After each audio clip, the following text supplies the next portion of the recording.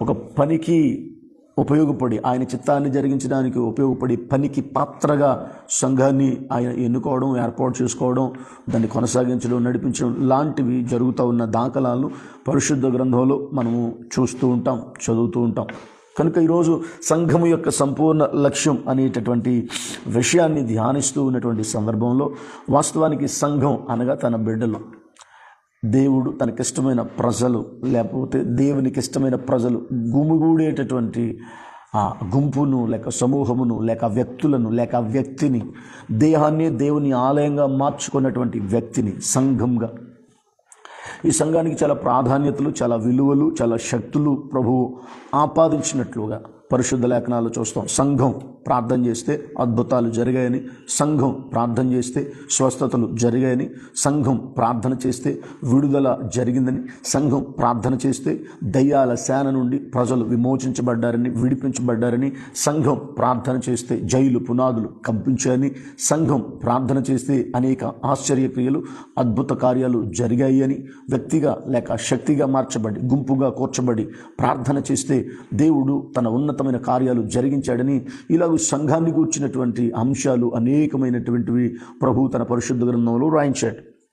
అయితే ఈ ఉదయకాల సమయంలో, ఈ ఉదయకాల ధ్యానంలో భాగంగా సంఘము అనగా దేవుని చేత, దేవుని వలన, దేవుని కొరకై కొనసాగుతున్నటువంటి, పనిచేస్తూ ఉన్నటువంటి జన సమూహము, జన సముదాయము, వ్యక్తుల సముదాయము. వాస్తవానికి వ్యక్తి వ్యక్తి వ్యక్తి వ్యక్తి ఒకరు ఒకరు ఒకరు కలిసి కూడుకునేటటువంటి సమూహం, లేక వ్యక్తిగా తనకు తాను దేవునికి సమర్పించుకొని తన దేహాన్ని దేవుని ఆలయముగా మార్చినటువంటి వ్యక్తి కొనసాగుతున్న దానిని సంఘముగా పరిశుద్ధ లేఖనాలు వివరించిన, వర్ణించిన, లిఖించబడిన వాక్యాలు గమనిస్తే మనకు అర్థం కాగలదు. అయితే ఈరోజు ఇట్టి సంఘము యొక్క ముఖ్య సంపూర్ణ లక్ష్యం ఏమై ఉండాలి, ఏమై ఉంది, ఆనాడేమై ఉంది, ఆ తర్వాత కాలంలో ఏం జరిగింది, ఇప్పుడు ఏమై ఉంది అనేటటువంటి విషయాలు మనం పరిగణలోకి తీసుకునే దానికి ముందుగా వాస్తవానికి సంఘం యొక్క సంపూర్ణ లక్ష్యం గమనించేదానికి ముందు వాస్తవానికి ఆ సంఘంగా ఏకం చేయబడిన, ఎన్నిక చేయబడిన, దేహాన్ని దేవునికి ఆలయంగా మార్చిన బిడ్డల విషయంలో దేవుడు ఏ ఉద్దేశాన్ని కలిగి ఉన్నాడో తెలుసుకునే ప్రయత్నం చేద్దాం. యెషయా గ్రంథం 65వ అధ్యాయము 8 నుండి 12 వాక్యాల వరకు. యెషయా గ్రంథం 65వ అధ్యాయము 8 నుండి 12 వాక్యాల వరకు చదివేటటువంటి ప్రయత్నం చేద్దాం. చూడండి దయచేసి పరిశుద్ధ లేఖనాలు. యెషయా గ్రంథం 65వ అధ్యాయం 8 నుండి 12 వాక్యాల వరకు. యెహోవా ఈలాగు సెలవిచ్చుచున్నాడు, ద్రాక్ష గెలలలో క్రొత్త రసము కనబడినప్పుడు జనులు ఇది దీవెనకరమైనది, దానిని కొట్టివేయకుము అని చెప్పుదురు గదా. నా సేవకులందరినీ నేను నశింపచేయు వారిని బట్టి నేను అలాగే చేసేదను. యాకోబు నుండి తన సంతానమును, యూదా నుండి నా పర్వతమును స్వాధీనపరచుకొను వారిని పుట్టించెదను. నేను ఏర్పరచుకొనిన వారు దానిని స్వతంత్రించుకొందురు. నా సేవకులు అక్కడ నివసించెదరు. నన్ను గూర్చి విచారణ చేసిన నా ప్రజల నిమిత్తం షారోను గొర్రెల మేత భూమి యగునట్టు అకోరులోయ పశువులు పరుండు స్థలముగా ఉండును. యెహోవాను విసర్జించి నా పరిశుద్ధ పర్వతమును మరచి గాదునకు బల్లను సిద్ధపరచువార్లారా, అదృష్టదేవికి పానీయార్పణను నడిపించువార్లారా, నేను పిలువగా మీరు ఉత్తరం ఇయ్యలేదు, నేను మాట్లాడగా మీరు ఆలకింపక నా దృష్టికి చెడ్డదైన దాన్ని చేసితిరి, నాకిష్టము కాని దాన్ని కోరితిరి. నేను ఖడ్గము మీకు అదృష్టముగా నియమించుదును, మీరందరూ వధకు లోనగుదురు. చదవబడినటువంటి విషయాల్లో యెషయా గ్రంథం 65వ అధ్యాయము 8 నుండి 12 వాక్యాల వరకు మనం చదువుకున్న ప్రకారం వాక్యాన్ని కనుక గమనిస్తే ప్రభువు లేఖనాలు 8వ వాక్యంలో యెహోవా ఈలాగు సెలవిచ్చుచున్నాడు, ద్రాక్ష గెలలో క్రొత్త రసము కనబడినప్పుడు జనులు ఇది దీవెనకరమైనది, దాన్ని కొట్టివేయకుము అని చెప్పుదురు కదా. నా సేవకులందరినీ నశింపచేయకున్నట్లు వారిని బట్టి నేను అలాగే చేసేదను. 9వ మాటలో యాకోబు నుండి సంతానమును, యోదా నుండి నా పర్వతములను స్వాధీనపరుచుకుని వారిని పుట్టిస్తాను. నేను ఏర్పరచుకుని వారు దానిని స్వతంత్రించుకుంటారు. నా సేవకులు అక్కడ నివసిస్తారు. వాస్తవానికి చదవబడినటువంటి సంఘం యొక్క సంపూర్ణ లక్ష్యం అనేటటువంటి వాక్య ధ్యానాంశంలో ప్రభు లేఖనాలు సెలవిస్తున్నాయి. తప్పక దేవుడు తన సేవకులను కాపాడతాడు. సేవకులు, విశ్వాసులు సంఘము ఒంటరి, 10, 20, 50, 100, 1000, 1,00,000 కోట్ల కొలది ప్రజలు సంఘముగా ప్రభు రాయించాడు. సంఘములు కాదు, సంఘము. వాస్తవానికి బైబిల్ చెప్పినటువంటి ఆ వ్యాఖ్యానం లేక బైబిల్లో లిఖించబడింది సంఘము, సార్వత్రిక సంఘము, దేవుని కొరకైన చిత్తాన్ని జరిగించే సంఘం, దేవుని కొరకు ఎన్నిక చేయబడిన సంఘం, దేవునిదైన సంఘం, దేవుని చేత పిలువబడి దేవుని చిత్తాన్ని జరిగించే సంఘం, దేవుని ఉద్దేశాలు నెరవేర్చే సంఘం, నశించిపోతున్న ఆత్మలను రక్షించుట కొరకై ప్రభువు తన కొరకు నియమించుకున్నటువంటి సంఘం. ఈరోజు ప్రభునందు ప్రియులారా, ఈ సంఘం యొక్క సంపూర్ణ లక్ష్యంలో భాగంగా మొట్టమొదటిగా మనం గమనించాల్సింది, ప్రభువే తన సేవకులను కాపాడతాడు. విశ్వాసిగా ఉన్నావా, ఆరాధికుడిగా ఉన్నావా, వాయిద్యకారుడిగా ఉన్నావా, చక్కగా నీ సహకారాన్ని అందిస్తూ సంఘాన్ని ప్రోత్సహించేవాడిగా ఉన్నావా, వాక్యాన్ని అందించేటటువంటి, వాక్యాన్ని ప్రకటించేటటువంటి దైవజనుడిగా ఉన్నావా, దైవజనురాలిగా ఉన్నావా, సువార్థికుడిగా ఉన్నావా, ప్రవచనకర్తగా ఉన్నావా, విజ్ఞాపన చేసేవాడిగా ఉన్నావా, బోధించేవాడిగా ఉన్నావా, ఇలాగూ ప్రభు తన సంఘంలో ఏ రీతిగా అయితే నిన్ను వాడుకోవడానికో లేక తన ఇష్టాన్ని నీ ద్వారా జరిగించడానికో ఆసక్తి కలిగి తన పనిని నీ ద్వారా సంఘము ద్వారా నడిపిస్తూ కొనసాగిస్తూ ఉన్నాడో, అందులో నీ పాత్ర ఏదేమైనప్పటికీ విశ్వాసిగా ఉన్నా సరే, లేక ప్రార్థించలేని వాడిగా, ప్రార్థన రాని బిడ్డగా, నిరీక్షణ కలిగి మారు మనసు పొంది బాప్తిస్మం తీసుకుని ప్రభువులో కొనసాగుతూ ఒక సంఘంలో లేక ఒక కట్టడంలో లేక కొంతమంది గుంపు సమూహంలో నీవు కొనసాగుతూ ఉన్నట్లయితే ప్రభు మాట్లాడుతున్నాడు, నా సేవకులందరినీ నేను రక్షిస్తాను, నశింప చేయకుండానట్లు వారిని బట్టి నేను అలా చేస్తాను. యాకోబు నుండి సంతానమును, యోధా నుండి నా పర్వతములను స్వాధీనపరుచుకుని వారిని పుట్టిస్తాను, నేను ఏర్పరచుకుని వారు దానిని స్వతంత్రించుకొందురు. నా సేవకులు అక్కడ నివాసం చేస్తారు. వాస్తవానికి చరిత్రలోకి వెళితే కనుక దేవుడు తాను సంఘమును గురించినటువంటి ఆలోచనలు ఏవైతే కలిగి ఉన్నాడో వాటి విషయాల్లో కొన్ని దృష్టాంతాలు సంఘం గురించి వ్రాయించాడు. దృష్టాంతాలుగా, నా పర్వతములను స్వాధీనపరచుకుందును, వారిని పుట్టించదును, నేర్పరచుకుని వారు దాన్ని స్వాధీనపరుచుకుంటారు. వాస్తవానికి దేవుడు తన సంఘము పట్ల తాను కలిగినటువంటి ఏదైతే ఆలోచన, ఉద్దేశం, ప్రణాళిక కలిగి ఉన్నాడో ఆ ప్రణాళికలో భాగమైనటువంటి వారందరినీ తాను రక్షిస్తాడో లేక కాపాడుతాడో బాగు చేస్తాడో లేక తన సంపూర్ణమైనటువంటి ఆ కాపుదల భద్రత వారి మీద ఉంచుతాడు అనేటటువంటి సర్వసత్యాన్ని అప్పటికీ మర్చిపోవడానికి వీల్లేదు. ఎందుకంటే సంఘము అనగా దేవుని చిత్తాన్ని జరిగించేటటువంటి ఒక కర్మాగారం, లేక దేవుని పనిని నెరవేర్చేటటువంటి ఒక కర్మాగారం, లేక దేవుని ఉద్దేశాలను నెరవేర్చేటటువంటి ఒక కర్మాగారం. సంఘం అంటే నీ సంఘం, నా సంఘం, మా సంఘం, ఆ సంఘం, ఈ సంఘం కాదు. వాస్తవానికి బైబిల్ సంఘం సార్వత్రిక సంఘం, ఒకటే సంఘం. అంటే వాళ్ళు ఉన్నటువంటి పరిస్థితులను బట్టి, సమాజ ఆలోచన విధానాలను బట్టి, లేక వ్యక్తుల ధోరణులను బట్టి, లేక సేవలో కొనసాగుతున్నటువంటి కొంతమంది వ్యక్తులు చేస్తూ ఉన్న విధి విధానాలను బట్టి ఆ సంఘం, ఈ సంఘం, మా సంఘం, మీ సంఘం, వాళ్ళ సంఘం, వీళ్ళ సంఘం. వాస్తవానికి ఇది చాలా భయానకమైనటువంటి పరిస్థితి. ఇవాళ సంఘము అనేటటువంటి విషయాల్లో చాలా భయంకరమైన పరిస్థితులు ఎదుర్కొంటున్నటువంటి పరిస్థితి. కొన్ని చోట్లకి వెళ్తూ ఉంటే ఆ బోర్డ్స్ అవి చూస్తూ ఉంటే, సంఘానికి పెట్టేటటువంటి పేర్లు, బోర్డ్స్, నేమ్ బోర్డ్స్ చూస్తూ ఉంటే చాలా భయానికి గురవాల్సి వస్తూ ఉంటుంది. చాలా భయానికి. వాస్తవానికి కారణం ఏంటంటే కొన్ని సంఘాల బోర్డ్స్ అటు దేవుని నామానికి మహిమ రాదు, ఇటు లోకంలో సేవ చేస్తున్న క్రైస్తవులకు లేక దేవుని సేవకులకు మహిమ రాదు. ఆ బోర్డులు చూసేటప్పటికి అందులో ఒక విపరీతమైన భావజాలం కనబడుతూ ఉంటుంది. ఒళ్ళు గొగురు పుడుస్తుంది, కంపరం పుట్టేటటువంటి పరిస్థితి. వాస్తవానికి ఎందుకు అని అంటే ఎందుకో వాళ్ళు అలాగూ ప్రేరేపించబడ్డారు. వాళ్ళ ప్రేరేపణ నేను లేక మనం తప్పుపట్టలేం. అది మన పని కూడా కాదు కొన్ని సందర్భాల్లో. కారణం వాళ్ళు చెప్పవచ్చు అవసరమైతే, దేవుని ప్రేరేపణ బట్టి పెట్టామండి, ఇది దేవుని చిత్తం అండి, దేవుడు మాకు చూపించాడండి, దేవుడు మాకు దర్శనం ఇచ్చాడని. వాస్తవానికి సంఘము ప్రపంచం కొరకు ప్రార్థించేది, సంఘము ప్రపంచ పరిస్థితులను మార్చగలగడానికి మోకరించేది, సంఘము ప్రపంచ పరిస్థితులు దేవుని చిత్తానికి తగినట్లుగా నడిపించబడ్డానికి మార్పు చెందడానికి ప్రయత్నం చేసేది, ప్రార్థించేది. సంఘము ఉపవసించేది, సంఘము నిరీక్షణను గూర్చి స్వార్థ ప్రకటించేది. సంఘము సర్వ సృష్టికర్త, సర్వోన్నతుడు, సర్వ జగద్రకుడు, రక్షకుడు అయినటువంటి యేసుక్రీస్తు ప్రభువారిని గురించి బోధించేది.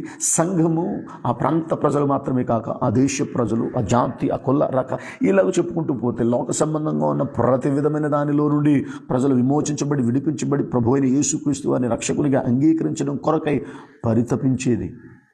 ఇది సంఘం. నశించిపోతున్న వాళ్ళను రక్షించుటకై అహర్నిశలు కృషి చేసేది, బాధ్యత కలిగి స్వార్థ ప్రకటించేది, భారంతో ప్రార్థన చేసేది, మరింత వైరాగ్యంతో ఉపవాసం ఉండేది. ఇలాగ చెప్పుకుంటేది సంఘం. ఇది సంఘం. వాస్తవానికి ఇది సంఘం.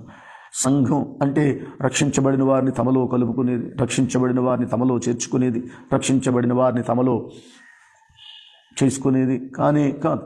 రక్షణ లేని వారికి సువార్త ప్రకటించేది, బంధించబడిన వారికి విడుదల సువార్తను ప్రకటించేది, రోగులైన వారికి స్వస్థత కొరకు ప్రార్థన చేసేది సంఘం. ఇలా అనేక గొప్ప బాధ్యతలు కలిగి ఉంది. అట్టి సంఘంలో భాగమైనటువంటి నిన్ను గురించి ప్రభు మాట్లాడుతున్నాడు. తప్పక నిన్ను కాపాడుతాడని. ఎందుకంటే ఆయన పని చేస్తున్నావు కనుక. ఎస్, ఆయన పని నువ్వు చేస్తూ ఉన్నావు కనుక, ఆయన పని మీరు చేస్తూ ఉన్నారు కనుక, సంఘమా ఆయన పని నువ్వు చేయడానికి పూనుకున్నావు కనుక. ప్రకటన గ్రంథంలో కూడా రమారమి కొన్ని సంఘాల గురించి ప్రభు మాట్లాడతాడు, రాయించాడు. ప్రత్యేకంగా ఒక్కొక్క సంఘం పరిస్థితి ఏ రీతిగా ఉందో, ఒక్కొక్క సంఘ పరిస్థితి ఏమైందో, ప్రారంభంలో ఎలా ఉన్నారో, తర్వాత కాలక్రమేణా మధ్యస్థంలో ఎలా ఉన్నారో, చివరికి లేక ముగింపులోకి వచ్చేటప్పటికి వాళ్ళ భక్తి జీవితాలు ఎలా ఉన్నాయో గమనిస్తే మనకు అర్థమవుతుంది. Praise the lord brother, praise the lord. Thank you for joining with me. సంఘం ప్రకటన గ్రంథంలో కూడా అనేక రకాల సంఘాల గురించి రాయబడ్డది. వాళ్ళ వాస్తవానికంటే సంఘాలు కాదు, సంఘము మాత్రమే. అది సార్వత్రిక సంఘం. సంఘం యొక్క సంపూర్ణ లక్ష్యం ఏంటి అని అంటే, మొట్టమొదటిగా మనం నేర్చుకున్నాం, ఆ సంఘం యొక్క సంపూర్ణ లక్ష్యం పరిపూర్ణం చేయడంలో నీవు పాలిభాగస్తుడు అయ్యావు గనక, విశ్వాసిగా, గాయకుడిగా, వాద్యకారుడిగా, చక్కగా సహకరించేవాడిగా, యవన బిడ్డగా, యవన సహోదరిగా, సహకరించేటటువంటి బిడ్డగా, దేవుని సేవకుడిగా, దైవజనురాలిగా, ఇలాగూ ప్రవచనకర్తగా, స్వస్థత వరం కలిగిన, కృపావరాలు కలిగిన, లేకపోతే బోధించేటటువంటి బోధకుడిగా, లేక స్వార్థికుడిగా, నీకు ఏదైతే ప్రభు బాధ్యతను అప్పగించాడో ఆ బాధ్యతను కలిగి నువ్వు కొనసాగుతూ ఉన్నావు గనక, సంఘం యొక్క సంపూర్ణ లక్ష్యాన్ని పరిపూర్ణం చేయడానికి నువ్వు కంకణం కట్టుకున్నావు, నడుం కట్టుకున్నావు, సిద్ధపడ్డావు కనుక ఖచ్చితంగా దేవుడు నిన్ను యెషయా గ్రంథం 65వ అధ్యాయం 8 నుండి 12 వాక్యాల ప్రకారం రాయబడిన మాటల ప్రకారం నిన్ను కాపాడుతాడైనా. రెండో మాట చూద్దాం దయచేసి. అపోస్తుల కార్యాలు 2వ మాట చూద్దాం. అపోస్తుల కార్యాలు 6వ అధ్యాయము 1 నుండి 7 వాక్యాల వరకు చదువుకుందాం. 6వ అధ్యాయము 1 నుండి 7 వాక్యాల వరకు సంఘం యొక్క సంపూర్ణ లక్ష్యం అనే వాక్యం ధ్యానాంశంలో భాగంగా 2వ మాట అపోస్తుల కార్యాలు 6వ అధ్యాయము 1 నుండి 7 వాక్యాల వరకు. ఆ దినములలో శిష్యుల సంఖ్య విస్తరించుచున్నప్పుడు అనుదిన పరిచర్యలో తమలోని విధవరాండ్రను చిన్నచూపు చూచిరని హెబ్రీయుల మీద గ్రీకు భాష మాట్లాడు యూదులు సణుగసాగిరి. అప్పుడు 12 అపోస్తులు తమ యొద్దకు శిష్యుల సమూహమును పిలిచి, మేము దేవుని వాక్యము బోధించుట మాని ఆహారము పంచిపెట్టుట యుక్తము కాదు. కాబట్టి సహోదరులారా, ఆత్మతోనూ జ్ఞానముతోనూ నిండుకొని మంచి పేరు పొందిన 7 మనుషులను మీలో ఏర్పరచుకొనుడి.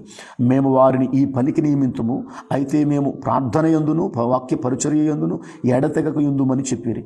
ఈ మాట జనసమూహం అంతటికి ఇష్టమైనందున వారు విశ్వాసముతోనూ పరిశుద్ధాత్మతోనూ నిండుకుని వాడైన స్టెఫను, ఫిలిప్పు, ప్రొకొరు, నీకానూరు, తీమోను, పర్మినాసు, యూదుల మత ప్రావిష్టుడును అంతియొక యువాడును వగు నీకొలాసు అను వారిని ఏర్పరచుకొనిరి.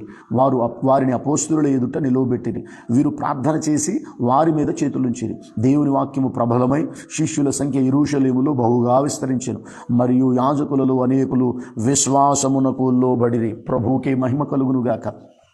సంఘం యొక్క సంపూర్ణ లక్ష్యం, మొదటి మాట, సంఘంలోని ఉంటే విశ్వాసిగా మరెవరిగానైనా నిరీక్షణ కలిగి రక్షించబడిన బిడ్డగా ఉంటే నిన్ను కాపాడే బాధ్యత ఆయన తీసుకుంటాడు. రెండవది, సంఘం యొక్క సంపూర్ణ లక్ష్యంలో భాగంగా మనం నేర్చుకుంటున్నటువంటి మరొక మాట ఏంటంటే, సంఘంలో ఒకవేళ నువ్వు శిష్యుడిగా చేర్చబడుతూ ఉంటే, అప్పటికే సంఘంలో చాలా రకరకాలైన కార్యక్రమాలు జరుగుతూ ఉంటాయి. పాటలు పాడే కార్యక్రమాలు, ఆరాధన చేసే కార్యక్రమాలు, ప్రేమ విందు పంచే కార్యక్రమాలు, లేకపోతే నిర్మాణ సంబంధమైన పనులు జరుగుతున్నప్పుడు వంతులుగా పనిచేసేటటువంటి కార్యక్రమాలు, లేకపోతే పెత్తనం చేసే కార్యక్రమాలు. 1-2 సంఘాల్లో చాలా కార్యక్రమాలు ఉన్నాయి. ఇవాళ ఉపవాస ప్రార్థనలో చాలా కార్యక్రమాలు ఉన్నాయి. క్రిస్మస్లో చాలా కార్యక్రమాలు ఉన్నాయి. పునరుత్థానపు ఆరాధన, నెల సన్నిధి కార్యక్రమాల్లో చాలా రకరకాల కార్యక్రమాలు ఉన్నాయి. యవనస్తుల కూడికలు, లేక యవనస్తురాల కూడికలు, స్త్రీల కూడికలు, ఉపవాస ప్రార్థనలు, జనవరి 1, ఆగస్టు 15 ఇలా చెప్పుకుంటూ పోతే శ్రమల కాలాలు 1-2 చాలా కార్యక్రమాలు ఇవాళ సంఘంలో జరుగుతూ ఉన్నాయి. సంఘంలో అంటే ప్రభువు నమ్ముకున్నటువంటి బిడ్డలు కూడుకునేటటువంటి చోట్లో జరుగుతూ ఉన్నాయి. అద్భుతంగా ఇవాళ సేవకులు దేవుని జ్ఞానం చేత, దైవికమైన జ్ఞానం చేత అద్భుతంగా సమాజంలో వాళ్ళు కలిగినటువంటి పరిస్థితుల ప్రభావాలకు తగ్గట్లుగా ఏం చేస్తే బాగుంటుంది, ఎలా ఉంటే బాగుంటుందని వాస్తవానికి అప్డేట్ అవుతూ మెరుగుపరచబడుతూ సంఘాన్ని కట్టే క్రమంలో, లేక నశించిపోతున్న వాళ్ళని రక్షించే క్రమంలో, నిరీక్షణ లేని వారికి నిరీక్షణ గురించి ప్రకటించేటటువంటి క్రమంలో చాలా అద్భుతమైన కార్యక్రమాలు జరుగుతున్నాయి. అలాగే ఈ చదవబడినటువంటి అపోస్తుల కార్యాల్లో కూడా అక్కడ కొద్ది మందిగా గుమిగూడి దేవునికి ప్రార్థన చేస్తున్నటువంటి సందర్భంలో ఒక చోట కాస్త ప్రేమ విందు విషయంలో కాస్త ఇబ్బంది తలెత్తింది. భోజనం విషయంలో వాళ్ళు రొట్టెలు అవి తినేవారు, ద్రాక్షారసం అది తాగేవారు. వాళ్ళు మనం ఈ ప్రాంత ప్రజలుగా భోజనం చేస్తాం, లేక ఆహారం తీసుకుంటూ ఉంటాం.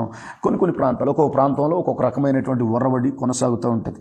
అయితే ఇక్కడ జరుగుతున్నటువంటి సమస్య ఏంటంటే ఒకళ్ళ మీద ఒకళ్ళు నేను గొప్ప అంటే నేను గొప్ప, నాది గొప్ప అంటే నాది గొప్ప, నువ్వెంత నేనెంత అనేటటువంటి భావం అక్కడ వ్యక్తీకరించబడ్డం, లేదా ఒకళ్ళ మీద ఒకళ్ళు సణుగుకునేటటువంటి పరిస్థితి ఏర్పాటు చేయబడ్డారు. తర్వాత అపోస్తలులకి సంగతి తెలిసింది. వాళ్ళు వచ్చి మన సంఘంగా కూడుకునేది భోజనం కోసం కాదు కదా, తినడం త్రాగడం తినిపోవడం కోసం కాదు కదా, మనం కూడుకుంటా ప్రభువుని ఆరాధించడం కోసం కదా. అయితే దీని కొరకు కొంతమందిని దేవునికి ఇష్టమైన వారిని, కష్టపడుతూ పనిచేస్తున్న వారిని, భక్తి కలిగి జీవిస్తున్న వారిని అని కొన్ని క్వాలిటీస్ చెప్పి కొంతమందిని ఎన్నుకోవడం కోసం సిద్ధపడ్డారు. అయితే ఈరోజు ఈ దృష్టాంతాన్ని బట్టి మనం తెలుసుకోవాల్సినటువంటి సంగతి అంశం ఏంటి అంటే సంఘ సభ్యుల భౌతిక అవసరాలను తీర్చడానికి మాత్రమే వాళ్ళు ఎన్నిక చేయబడ్డారు అనే సంగతిని మనం అక్కడ నేర్చుకోవచ్చు. ఈరోజు సంఘంలో ఏదో ఒక ధన్యత, అవకాశం, అర్హత, లేక ఏదేదో ఒక బాధ్యత నీకు అప్పగిస్తే అది సంఘ సభ్యుల భౌతిక అవసరాలు తీర్చడం కొరకు. వాస్తవానికి వాక్యం చెప్పాలని ఆసక్తి అందరికి ఉండొచ్చు, కాదని ఎవరన్నారు. సువార్త ప్రకటించాలని ఆసక్తి ఉండొచ్చు, ఎవరు కాదన్నారు.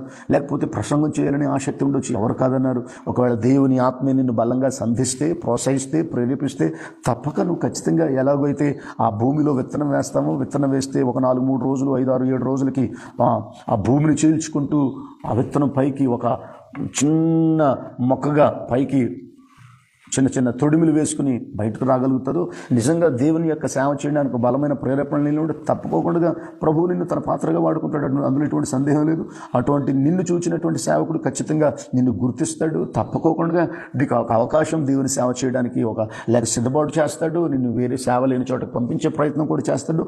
అలాగూ శిష్యులు తయారైనటువంటి దాఖలాలు కోకొలలుగా, కొట్ల కొలలుగా ఇవాళ జరుగుతూ ఉన్నాయి. ప్రతి సంఘంలో శిష్యులు తయారు చేసేటటువంటి గొప్ప సంకల్పం జరుగుతూ ఉంది. ఒకవేళ అలాంటి సంకల్పం కలిగి లేనటువంటి సంఘాలు ఏమైనా ఉన్నట్లయితే ఈరోజు ఇదొక హెచ్చరిక.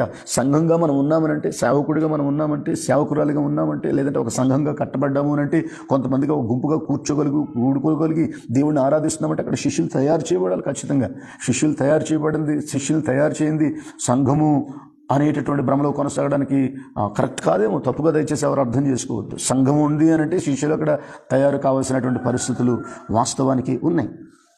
కాబట్టి ఈ సంఘంలో ఏదైతే ఆధిక్యత వస్తుందో, ఏదైతే పని అనుగ్రహించబడుతుందో, లేదా చేసే అవకాశం వస్తుందో దానిని బట్టి మనం దేవునికి మహిమకరంగా పనిచేయాలి తప్ప సణుగుకొని గిణుగుకొని ఏదో మనకు నచ్చింది రాలేదు, మనం చేయాల్సింది రాలేదు, మనం చిన్న చూపు చూస్తున్నారు, తక్కువ చూస్తున్నారు, సణుగుతున్నారు, ఈ భావన ఎంత మాత్రము మంచిది కాదు అని సత్యాన్ని ఈ అపోస్తుల కార్యాలు రాయబడినటువంటి దృష్టాంతం ద్వారా, సంఘంలో జరిగినటువంటి దృష్టాంతం ద్వారా మనం నేర్చుకోగలగాలి, దాన్ని అధిగమించగలగాలి. ఎందుకంటే సంఘంలో చిన్న పనైనా సరే అది దేవుడిచ్చిన ధన్యతగా భావించగలిగినప్పుడు అది చూచిన మరొకళ్ళు ప్రేరేపించబడతారు. తద్వారా వాళ్ళు దేవుని పని చేయడానికి ఆసక్తి కలిగి ఉంటారు.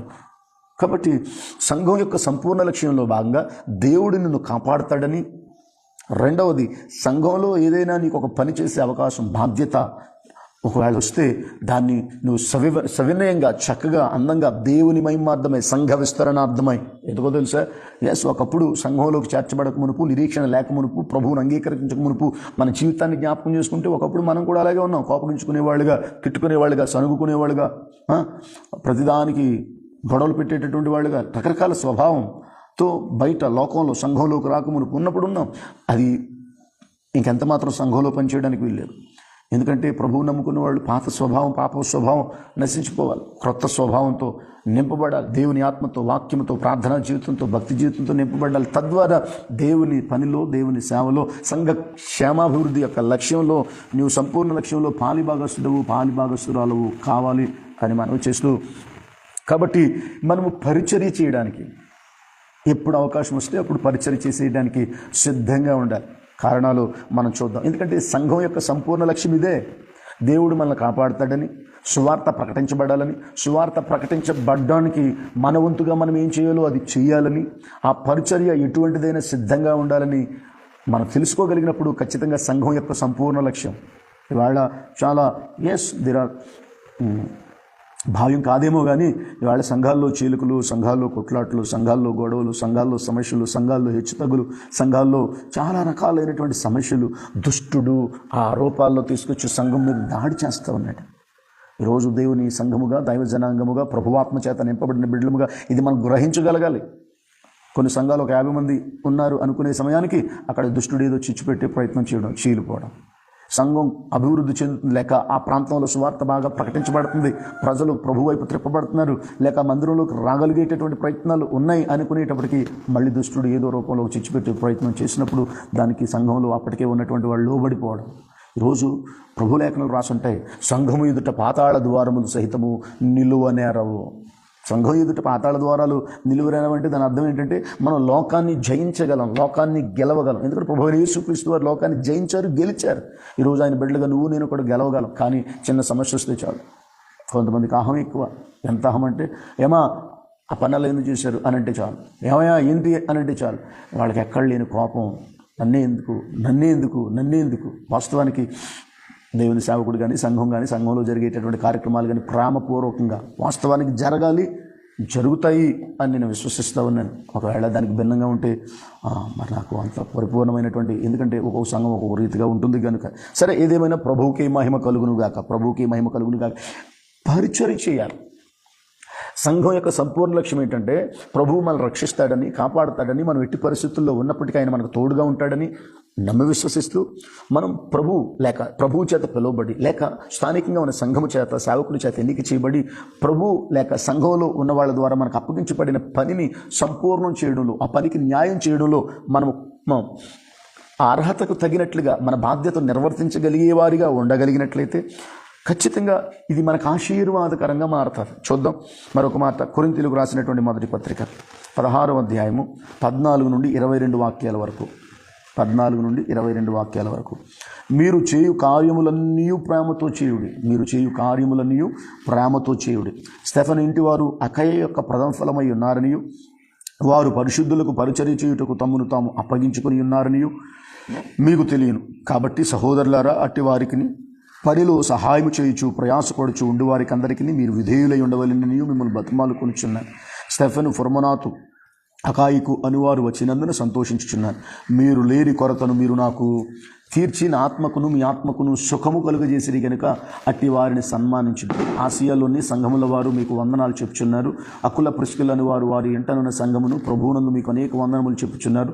సహోదరులందరూ మీకు వందనములు చెప్పుచున్నారు. పవిత్రమైన ముద్దు పెట్టుకుని ఒకరినొకరు వందనములు చేసుకున్నాడు. పౌలని నేను నా చేతితో నే వందనవచనము రాయిచున్నాను. ఎవడైనా ప్రభువును ప్రేమింపకుంటే వాడు శపింపబడునుగాక.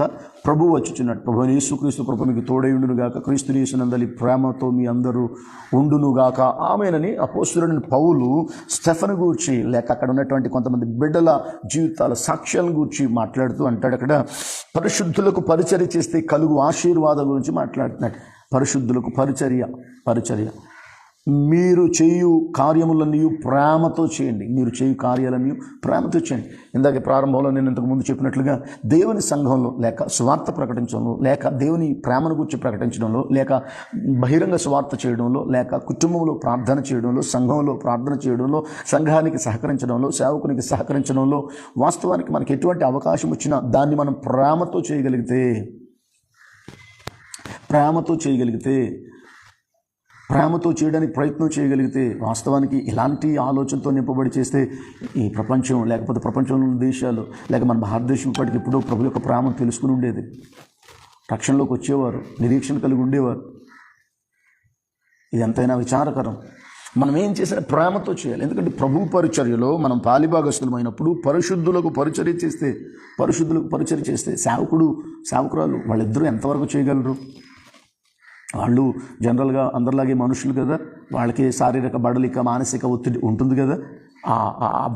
వాళ్ళ భారంలో కొంతైనా ఆ సంఘంలో చేర్చబడిన బిడ్డగానో, ప్రభు యొక్క వాక్యం ఎరిగిన బిడ్డగానో, లేక దర్శనం కలిగినటువంటి ఆ వ్యక్తులకు, ఆ దైవజనులకు సహాయం చేయడం, సహకారం అందించడం ద్వారానో మనం భాగస్థులం కాగలిగినప్పుడు దేవుని రాజ్యం విస్తరిస్తుంది కదా. దేవుని రాజ్యం సరిహద్దులు విశాలపరచబడతాయి కదా. నశించిపోతున్న అనేకులు రక్షించబడతారు కదా. కనుక పరిశుద్ధులకు పరిచర్య చేయటం ద్వారా సంఘం యొక్క సంపూర్ణ లక్ష్యంలో భాగస్థులం కాగలుగుతున్నామనేటటువంటి విషయాన్ని ఒప్పుకొని అలాగూ మనం పరిచర్య చేయగలిగితే ఇంకొన్ని అనేక మందికి సులువుగా, సునాయాసంగా మన సువార్తను ప్రకటించగలుగుతాం. కనుక సంఘం యొక్క సంపూర్ణమైనటువంటి లక్ష్యాన్ని గూర్చినటువంటి మన సంగతులు ఒక్కొక్కటిగా నేర్చుకుంటూ ఉన్నాం. ఆఖరి మాటగా ముగించడానికి ఇష్టపడుతూ, సంఘం యొక్క సంపూర్ణ లక్ష్యంలో మనం గనక ఉన్నాము అని గుర్తించగలిగినప్పుడు మొదటి మాట, తప్పక ఆయనే మనలను కాపాడుతాడు. సంఘం యొక్క సంపూర్ణ లక్ష్యంలో నువ్వు పాలిభాగస్తుడవు, నువ్వు పాలిభాగస్తురాలవు అయ్యావు అని అంటే తప్పక నిన్ను కాపాడుతాడని నువ్వు గ్రహించు. రెండవదిగా, దేవుని యొక్క సంఘంలో అవసరతలు తీర్చబడడం కొరకై నిన్ను ఒక పాత్రగా వాడుకోవడానికి ఎన్నుకున్నాడు. అందుకు నీకు అవకాశం ఇచ్చాడని నువ్వు ఒప్పుకోగలగాలి, అంగీకరించగలగాలి. మూడవదిగా, అలాగూ పరిచర్య చేస్తే అది ఆశీర్వాదకరంగా మలచబడుతుంది అనేటటువంటి సంగతిని గ్రహించి గమనించాలని మనవి చేస్తూ, ఆఖరి మాటగా సంఘం యొక్క సంపూర్ణ లక్ష్యంలో భాగంగా ఆఖరి మాటగా పరిశుద్ధ గ్రంథము లూకా శుభవార్త 10వ అధ్యాయము 1 నుండి 16 వాక్యాల వరకు చదువుకుందాం.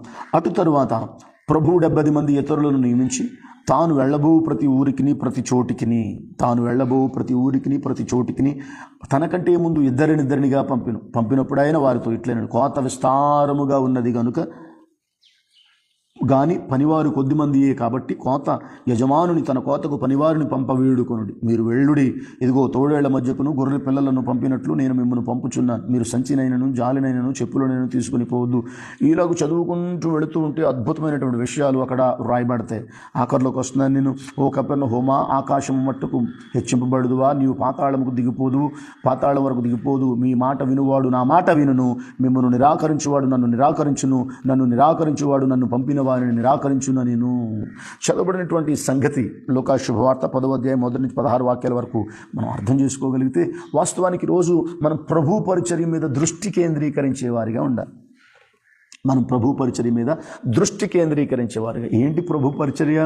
ప్రభు అక్కడ అంటాడు, ఇదిగో మీరు సంచినైనను జాలనైనను చెప్పులనైనను తీసుకుని పోవద్దు. త్రోవలో ఎవరినైనను కుశల ప్రశ్నలు అడగవద్దు. మీరు ఏ ఇంట నువ్వు ప్రవేశించినప్పుడు ఈ ఇంటికి సమాధానమగు గాక అని మొదట చెప్పుడి. సమాధాన పాత్రుడు అక్కడ నుండి ఎడల మీ సమాధానం అతని మీద నిలుచును, లేని ఎడలది మీకు తిరిగి వచ్చును. వారు మీకు ఇచ్చు పదార్థములను తినుచు త్రాగుచు ఆ ఇంటిలోనే ఉండి పనివాడు జీతమునకు పాత్రుడు. ఇంటింటికి తిరగవద్దు. మరియు మీరు ఏ పట్టణంలోనైనా ప్రవేశించినప్పుడు వారు మిమ్మల్ని చేర్చుకుంటే మీ ముందర పెట్టునవి తినుడి. అందులోనున్న రోగులను స్వస్థపరచుడు. దేవుని రాజ్యము మీ దగ్గరకు వచ్చి ఉన్నదని వారితో చెప్పండి. దేవుని రాజ్యం మీ దగ్గరకు వచ్చిందని చెప్పండి.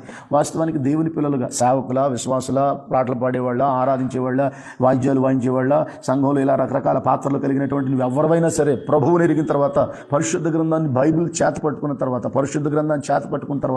పరిశుద్ధ గ్రంథమునకు నీ వాక్యానికి లోబడిన తర్వాత, నిరీక్షణ కలిగి రక్షణలోకి వచ్చిన తర్వాత, ప్రభు అయిన యేసుక్రీస్తు అని రక్షకునిగా అంగీకరించిన తర్వాత నువ్వెవరైనా సరే నువ్వేం చెప్పాలరా అంటే ఈరోజు ప్రభు యొక్క వాక్యం అంతా ఉంది.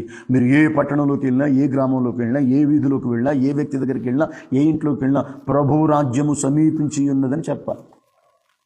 సంఘం యొక్క సంపూర్ణ లక్ష్యంలో భాగంగా ఆఖరి మాటగా సేవా పరిచర్య చేయటం మీద దృష్టి కేంద్రీకరించాలి. ప్రభు స్వార్థను ప్రకటించగలగాలి. అమ్మ స్వస్థపరుస్తాడు, అమ్మ బాగు చేస్తాడు, అమ్మ నీ జీవితం మారుతుంది, నీ సమస్యలు తొలగుతాయి, నీ దేహము స్వస్థత పొందుకుంటుంది, నీ పరిస్థితులు సమూలంగా మార్చబడతాయి, నీ బిడ్డల భవిష్యత్తు బాగుంటుంది అని ప్రభువు చేయగలిగిన అద్భుతాన్ని గురించి వివరించడం మాత్రమే కాక దేవుని రాజ్యము సమీపించుచున్నది. దేవుని రాజ్యంలో లేని వాళ్ళందరూ ఎక్కడ ఉంటారు, ఏం జరుగుతుందో మనందరికీ తెలిసిన విషయమే. దేవుని రాజ్యాన్ని కూర్చున్నటువంటి అంటే సేవా పరిచర్యపై మనం దృష్టి కేంద్రీకరించేటటువంటి బిడ్డలుగా మొట్టమొదటి మాట జ్ఞాపకం చేస్తూ మనం సంఘం యొక్క సంపూర్ణ లక్ష్యంలో పాలిభాగస్థులమై ఉన్నామని ఒప్పుకోగలగాలి. ఎప్పుడైతే సంఘం యొక్క సంపూర్ణ లక్ష్యంలో మనం పాలిభాగస్థులమై ఉన్నామో నువ్వెవరివైనా సరే బైబిల్ చేత పట్టుకుని ప్రభువును రక్షకునిగా అంగీకరించి నువ్వు ఏ స్థాయిలో ఏ స్థితిలో ఉన్నా సరే నిన్ను ఆయన కాపాడతాడు. రెండవదిగా ఆయన నిన్ను తన పని కొరకు వాడుకుంటాడు. అది సంఘంలోనైనా బయటైనా. సంఘంలో రకరకాల పనులు ఉంటాయి, చాలా విషయాలు వివరించాను.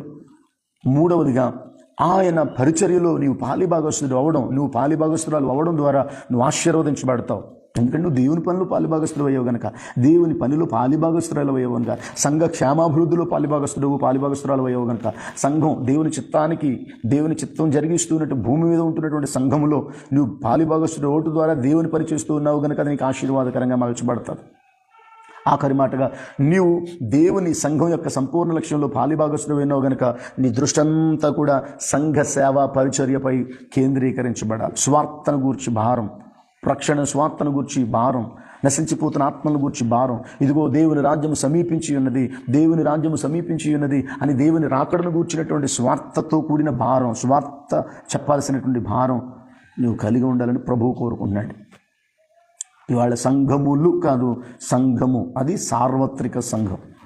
పేర్లు మార్పు అయి ఉండొచ్చేమో కానీ, పద్ధతులు విధానాలు ఖర్చు ఆ నిర్మాణాలు మార్పు లేక వేరువేరుగా ఉండొచ్చేమో కానీ, సంఘము అది సార్వత్రిక సంఘము మాత్రమే. ఒక్కటయ్యున్న సంఘం, ఒక్కటవ్వబోతున్న సంఘం, ప్రాంతానికో గ్రామానికో లేక పరిమితమై లేక కొంతమందిగా కూడుకుని కొనసాగుతున్నటువంటివన్నీ ఒక్కటైపోయేటటువంటి రోజులు రాబోతూ దాని కొరకు సిద్ధపడబోతున్న సంఘం. కనుక ఒకవేళ అలాంటి అవగాహన నాకు ఎంతవరకు లేదు, రాదు, అయ్యో నా పరిస్థితి ఎంత దారుణమైపోయింది అనే భావనలో ఒకవేళ ఉన్నట్లయితే ఈరోజు ప్రభువు సెలవిచ్చిన ప్రకారం సంఘం యొక్క సంపూర్ణ లక్ష్యంలో పాలిభాగస్తుడు అవడానికి ప్రభువు నిన్ను పిలిచాడు. అందుకే నేను ఎన్నుకున్నాడు. నువ్వు స్త్రీవైనా పురుషుడివైనా ఎన్నుకున్నాడు. ఆయన పని కొరకై నువ్వు దృష్టి కేంద్రీకరించాలని నేను కోరుకుంటున్నాడు. ఆయన స్వార్థ విషయంలో దేవుని రాజ్యము సమీపించినదనేటటువంటి సంగతులు చెప్పే విషయంలో నువ్వు ఎప్పుడూ సిద్ధంగా ఉండాలని నేను కోరుకుంటూ ఉన్నాడు. ఆయన పరిచర్య చేయడంలో ఆసక్తి కలిగి ఉండాలని కోరుకుంటున్నాడు. ఎందుకు అనంటే నువ్వు ఆయన పేరట ఏం చేసినా నిన్ను కాపాడడానికి, రక్షించడానికి ఆయన ఎప్పుడూ ఎల్లప్పుడూ సిద్ధంగా ఉన్నాడు అనే వాస్తవిక సత్యాన్ని తెలుసుకోవాలని కోరుకుంటూ ఉన్నాడు. ఒకవేళ అలాంటి భావనల్లో ఆలోచనలు ఇంతవరకు లేనట్లయితే, ఇదిగో ప్రభువా, నేను నిన్ను రక్షణగా అంగీకరించడానికి కారణం, అంగీకరించింది నాకు ఎంతవరకు ఈ పరిపూర్ణమైనటువంటి అవగాహన లేదు. ఇదిగో ఇవాళ నుంచే నేను స్వార్థ ప్రకటిస్తాను, నీ రాజ్య విస్తరణ గురించి నేను పనిచేస్తాను. సంఘంలో నీవు నాకు అప్పగించిన బాధ్యత అది చిన్నదైనా పెద్దదైనా ఏ పనైనా నేను చేయడానికి సిద్ధంగా ఉంటాను ప్రభువా. ఇదిగో ఇంట్లోకి వెళ్ళినా, వీధిలోకి వెళ్ళినా, ఆ ఊర్లోకి ఏ ఊర్లోకి వెళ్ళినా, ఏ ప్రాంతంలోకి వెళ్ళినా, ఇదిగో దేవుని రాజ్యమును గురించిన సువార్త, ఇదిగో ప్రభువు రాబోతున్నాడని నేను చెప్తాను ప్రభువా అను ఒక మాట ప్రభువుకు చెప్పగలిగితే ప్రభువు తప్పక అట్టి ఆత్మతో నేను నింపబోతా ఉన్నాడు. ప్రార్థన చేసుకుందాం. పరిశుద్ధుడా నీకు వందనాలు, మహోన్నతుడా నీకు స్తోత్రాలు,